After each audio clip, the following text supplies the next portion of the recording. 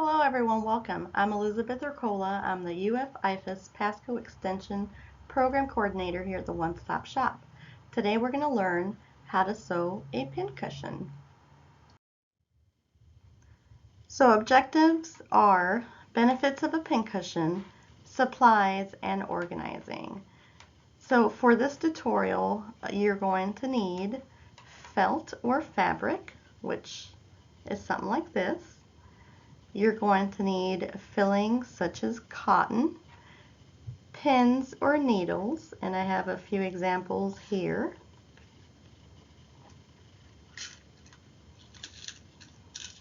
And this right here is a pin. You can see that right there. Okay.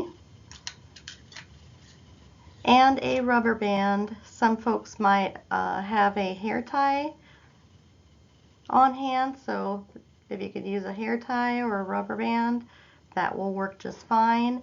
And if you don't have your 12-inch by 12-inch fabric or felt already cut out like I do, all right, you will need a tape measure or a long tape.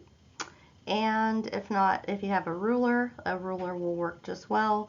And you'll want to measure that, and it's about 12 inches by 12 inches, and that will be about a foot long, which is what 12 inches equals.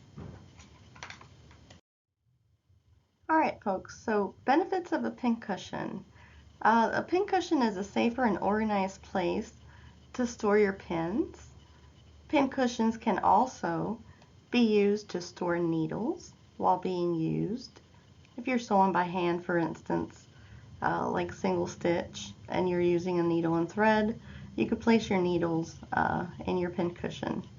And desk and wrist pincushions are both beneficial and can help keep sewing supplies organized, which reduces time consumption and having to search for pins and needles.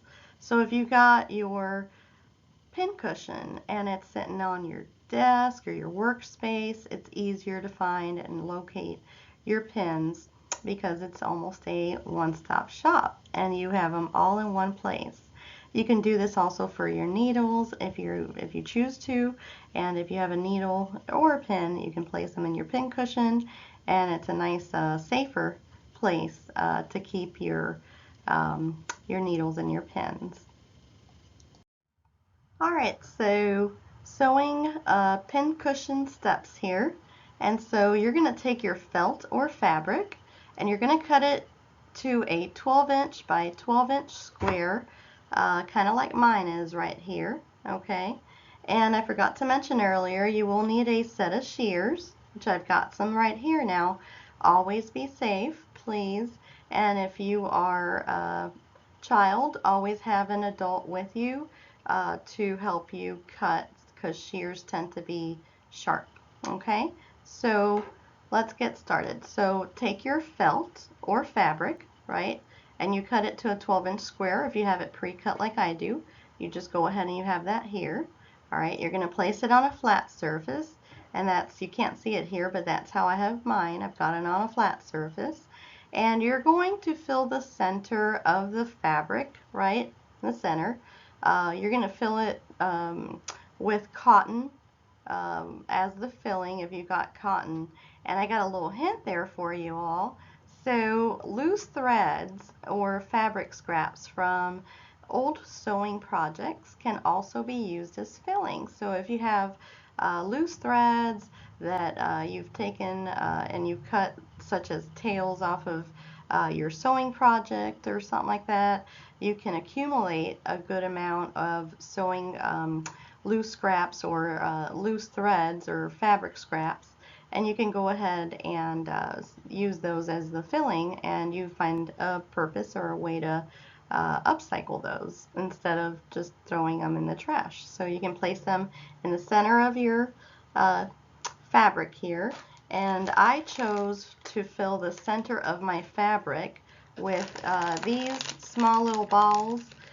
You can pick these up at a craft store, or you can solicit donations, as I mentioned in a previous tutorial.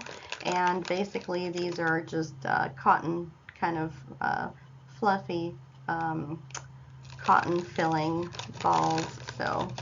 They're just typically used for crafts, so you can go ahead and take these.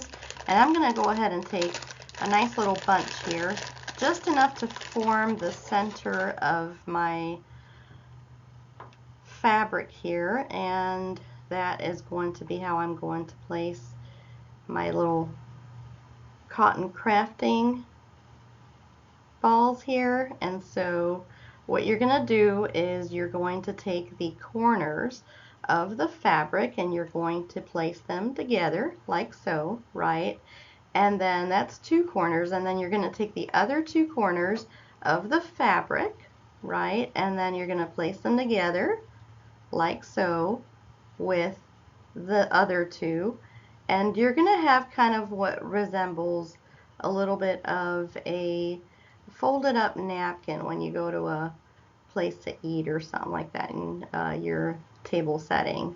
So you have a folded up napkin there, what it looks like, and then you are going to take a small rubber band, and I suggest a size 33, which would be a decent size. It depends on what you have on hand or are able to, get as far as a rubber band. You can also use a hair tie, which is what I'm going to use right here. And so you're going to take your rubber band, or you're going to take your hair tie in this case, and you're going to wrap it around, right? And you're going to kind of form, I said a knot if you have a rubber band. I'm going to kind of wrap it around as so, and so there you go, and you have it wrapped around, okay? And so that is going to be our pin cushion, and you're going to want to open up the bottom there a little bit like so, see? And so you're going to open that bottom up a little bit so you can kind of flatten it, so when you place it on your desk or on the surface, it will be flat, okay?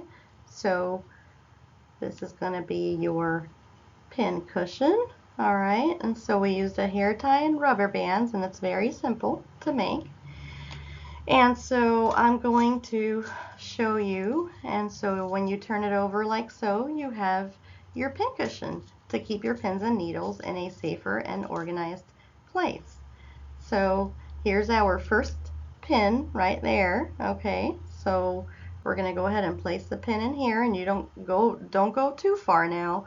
You just want to place it to where it kind of sits in the center, okay?